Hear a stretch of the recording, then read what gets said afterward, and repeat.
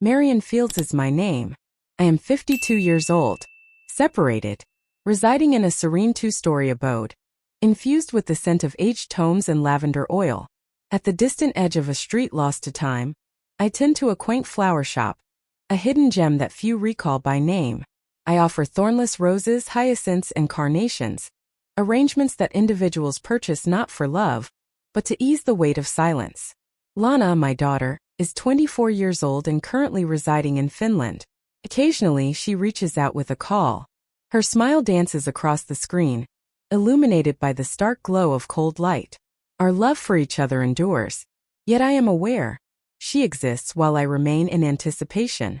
It feels like an eternity since I last experienced the warmth of another's touch. Not in an intimate manner. I mean an authentic connection. A gentle hand placed upon my back as I shiver with uncertainty. A hand rests gently on my arm in moments of unease. Fingers weave through my hair. A gentle acknowledgement of my presence. There was no pain in my body, yet it lacked life as well. It operated as intended, and I had come to exist alongside it, rather than within its confines. As I stirred from slumber, a fierce, searing cramp gripped my neck and shoulder. An ache that whispers rather than shouts, yet demands attention. I attempted to stretch, experimented with bombs. Kingerinfusettea. No remedy was found. That evening, following the viewing of a YouTube video titled 10-Minute Evening Yoga for Stiff Necks, I lifted the lid of my laptop and began to type. A mobile massage service that is discreet, professional, and readily available. A page materialized. The surface was immaculate. Admirable. The reviews were quite favorable. A form even inquired whether I had a preference for a male or female therapist. There was a moment of uncertainty. Then select male. Not out of curiosity. Yet, I grew weary of the cloying sweetness of women feigning comprehension of my silence. Precisely at 7 p.m., the rain fell softly from the sky, a gentle drizzle enveloping the world outside. Clad in a flowing gray robe and cushioned by soft cotton slippers, I had infused the air with the soothing scent of lavender oil. The knock was soft and delicate. The door creaked open, revealing what lay beyond. He remained in that spot. Ethan Rhodes, 27, lofty, pristine, dressed in a black polo and slacks. He grasped a sleek, compact rolling case. Eyes resembling the warm hues of burnt amber. Serene. Honorable. Good evening, Ms. Fields, he remarked with a polite nod.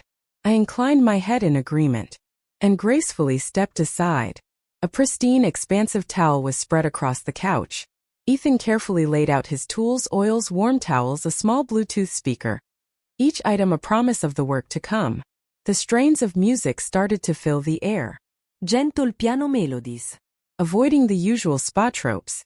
Something more ancient. Take your time. A soft murmur woven through the melody. I shall begin with your shoulders and neck, he remarked. Please inform me if anything feels amiss. I inclined my head in agreement, then recline onto my stomach. It unfolded at a measured pace. It lacked any trace of nervousness. His palms radiated warmth. Intentional. Silence.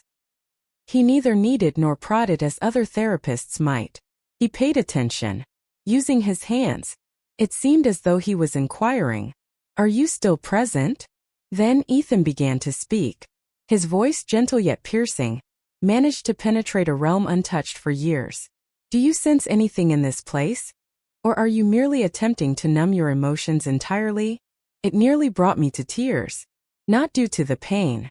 Yet, that inquiry was not intended for my physical form. It was intended for all that I had concealed within it. I propped myself up. I have rewrapped my robe. Ethan meticulously gathered his tools, each piece finding its place in the worn leather bag. He averted his gaze. Did not tarry. Should you wish to make another reservation, you are welcome to do so. There's no need for a reason, he remarked. At times the body requires a gentle nudge to acknowledge its own vitality. Not a single word escaped my lips. Merely inclined the head in acknowledgement. Then the door was closed. Without any makeup. Without lipstick. Merely skin. I rested my hand softly on my shoulder. And after a long stretch of silence I finally whispered, I remain present. The following week I made another booking for him. Not due to the return of the pain. It had not. Yet, in its stead, something new had emerged. A subtle, unspoken pain that eluded my understanding. It was not located in my shoulders. It resided within my breath. The rhythm of my heart. The way I gazed out the window, lingering longer after that initial session, as if I were anticipating something forbidden, something I dared not desire. I reassured myself that I was merely preserving my momentum. It was quite clever, proactive. Yet, beneath the surface I was aware. I had no intention of scheduling a massage. I was making my way back to the singular sanctuary in my existence where I felt truly cared for. Ethan made his entrance precisely on schedule once more. Identical shirt. Unwavering stillness lingers. The case remains as compact as ever. Yet, an undeniable change had occurred. Within me. Perhaps within him as well. Shall we turn our attention to the back once more? He inquired. There was a moment of uncertainty. Anywhere, I replied. In whatever place you believe I've lost my way. He remained silent, offering no verbal reply. He merely nodded, arranged the table and softened the lights. Not any closer. Not excessively intrusive. Yet even more in harmony. As his hands glided over my upper back, they transcended mere pressure on muscle. They paid attention. To attention I had not previously recognized. To the quiet I had confused for tranquility. He remained silent. Yet within that silence, he uttered words my body had longed to hear for years. I perceive you. Your suffering is acknowledged and honored. I shall not push it aside. Nestled in the space that lies between the foundation of my spine and the crest of my rib cage, something within me shattered. I'm uncertain about what set it off. Perhaps it was the heaviness of his hand lingering for just a moment longer.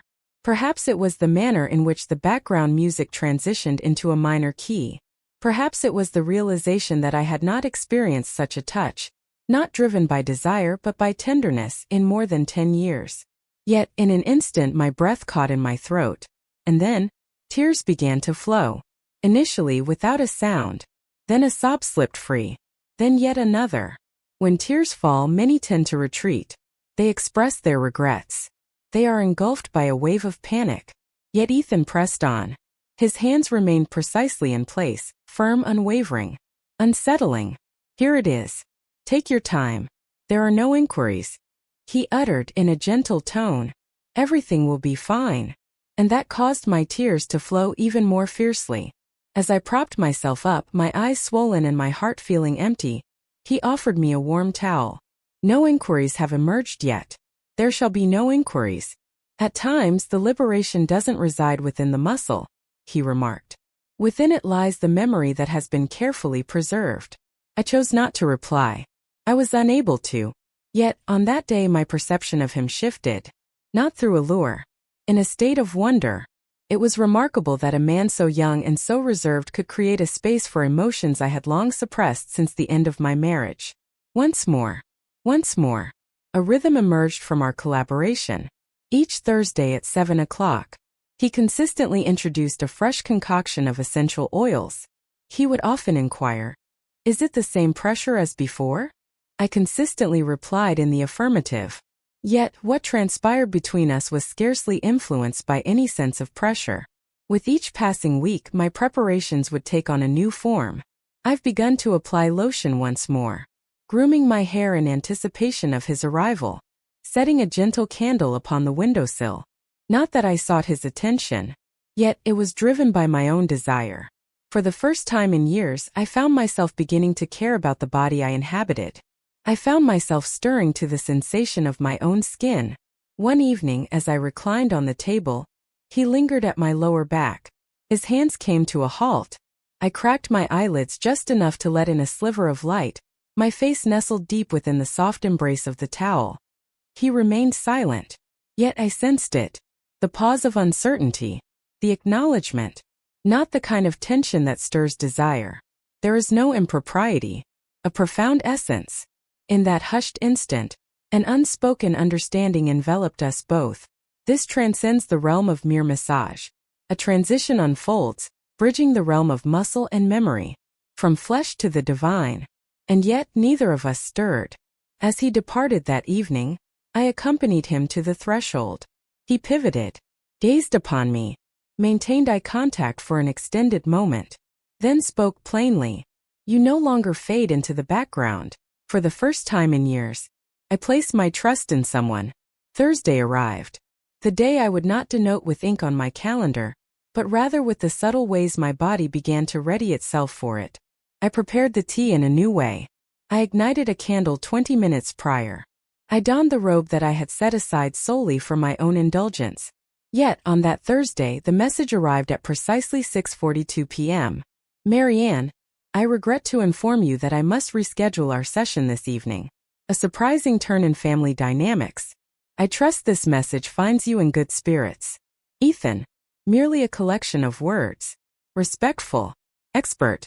Yet, their impact was more profound than I had anticipated. More challenging than they ought to have been. I reclined on the couch, my hands retaining the warmth from the towels I had just folded, though they would remain untouched. For the first time in weeks, the room resonated with the essence of what it had always been before his arrival. Silence. Yet, void. The experience transcended the mere act of receiving a massage. It transcended the confines of my back, shoulders, or neck. It was the expanse, the essence of existence. The ceremony.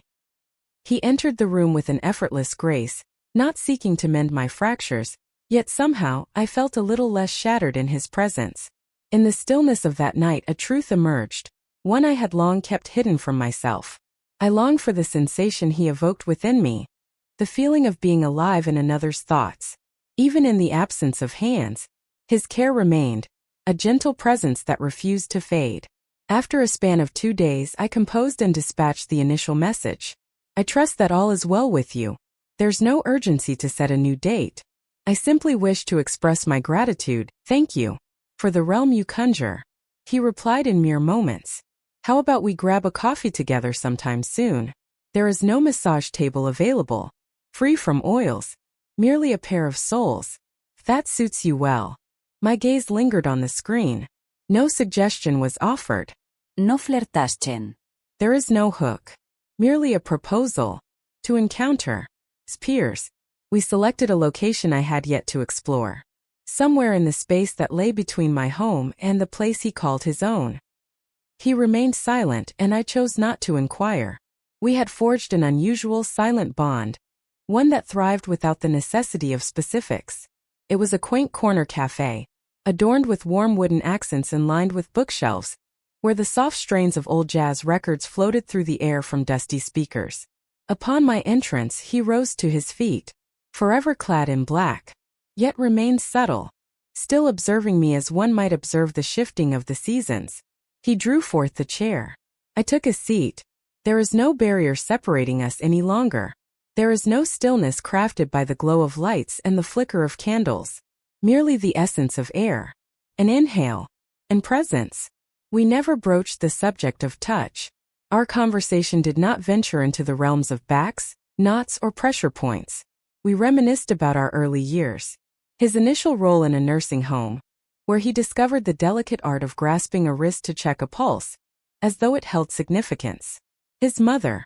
She imparted to me that touch holds a sacred significance, he remarked. Yet it hinges on your willingness to hear.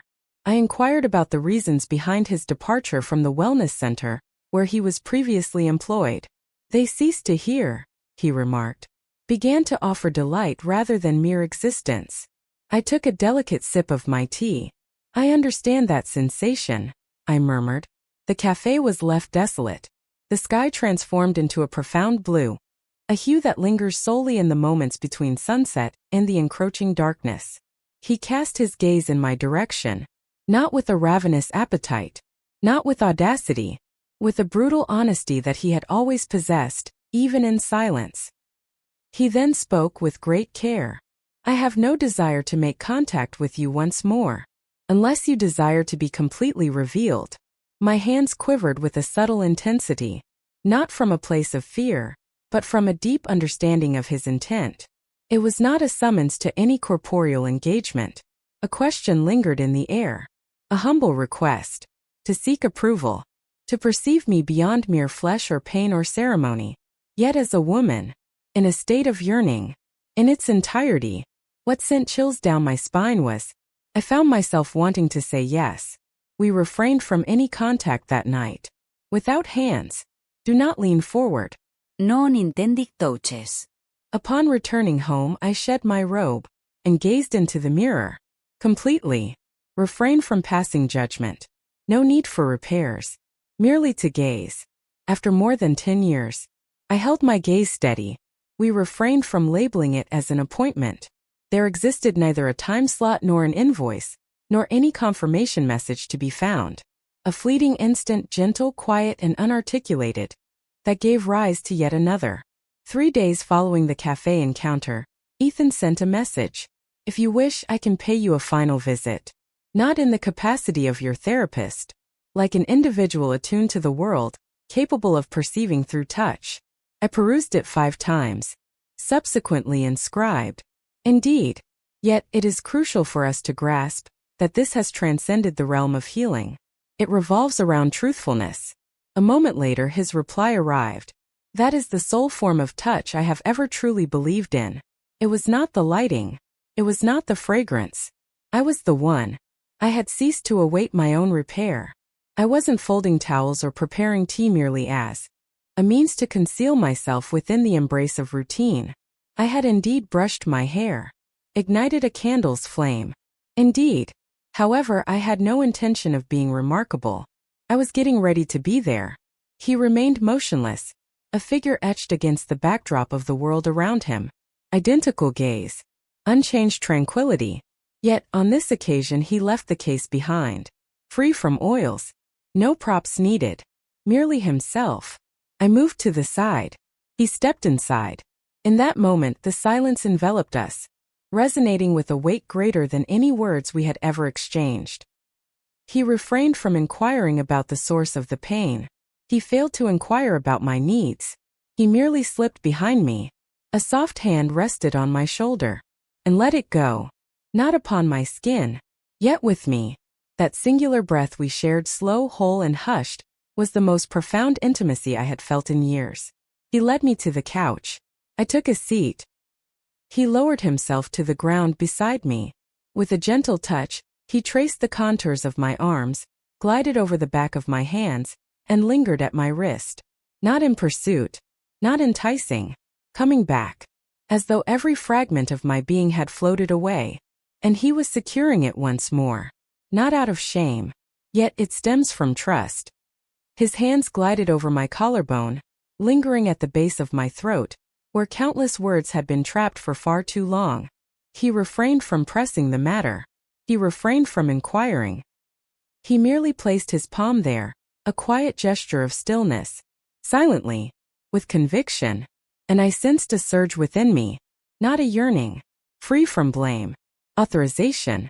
Fear grips me, I confessed. Not from you, of being unveiled, of enjoying it. He inclined his head in acknowledgement, remained silent. Instead, he inclined his body forward and leaned his forehead against my shoulder. That was everything. It was not a kiss.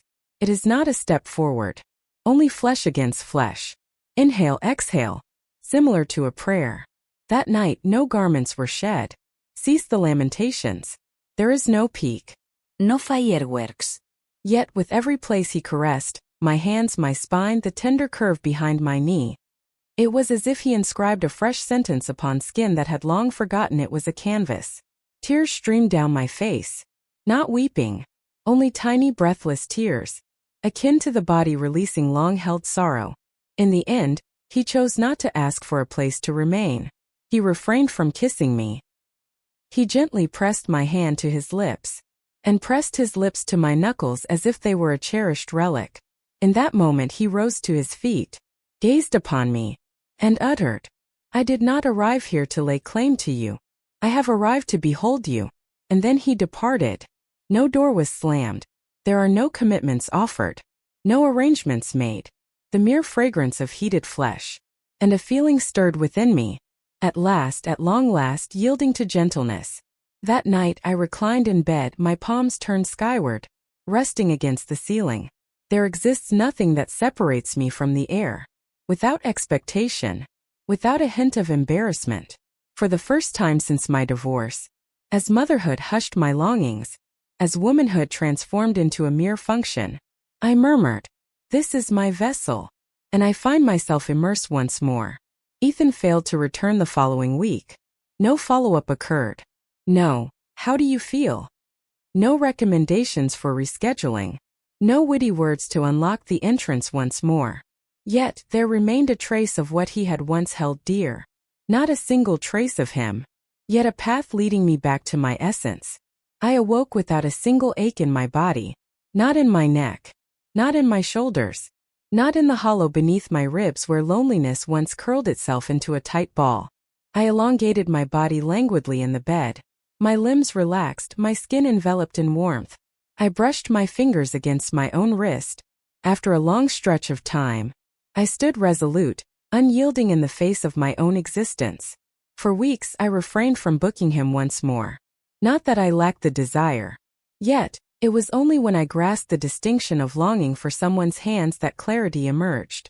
And requiring their approval to attain a sense of completeness. He had accomplished his purpose. Do not disturb my slumber. Yet to awaken me to the truth that I was never truly in slumber. Simply uninvited. I started to shift my movements. I no longer hurried by my own reflection. I ceased to express regret through my stance. I brewed the tea with deliberate care. My fingers glided over my collarbone, tracing its contours as if I had just rediscovered an ancient map, its secrets now clear to me.